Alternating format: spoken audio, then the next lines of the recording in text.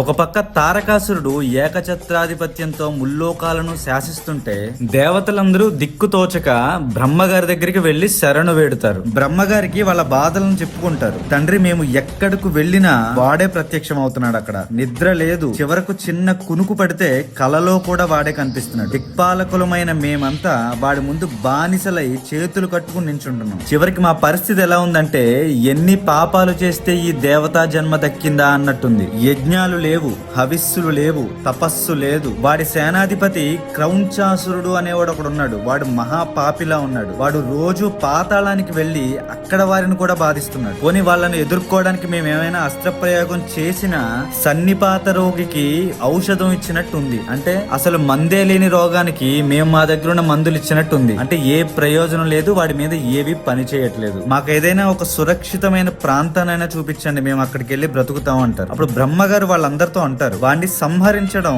నా కర్తవ్యం కాదు, కానీ నేను చెప్పగలిగేది ఒకటే, శివ తేజస్సుతో జన్మించిన వాడు తప్ప వేరొకడు వాడిని సంహరించలేరు. కానీ ఈశ్వరుడు సతీ వియోగం వలన జ్ఞాననిష్టలో ఉండిపోయాడు. పార్వతీదేవి తన చెలికత్తెలతో కలిసి ఆయనకు సేవలు చేస్తోంది. కాబట్టి మీరు పార్వతీదేవిని శివుడు పెళ్లి చేసుకునే విధంగా చెయ్యండి. అప్పుడు వాళ్ళిద్దరికీ పుట్టే సుబ్రహ్మణ్యేశ్వరుడు ఆ తారకాసురుడిని వధిస్తాడు అని చెప్తారు. ఖచ్చితంగా అర్హరం మహాదేవాన్ని కామెంట్ చేయండి. నా అకౌంట్ ఫాలో అవడం మర్చిపోకండి. కలిసి శివపురాణాన్ని నేర్చుకుందాం, ఆధ్యాత్మికంగా ఎదుగుదాం.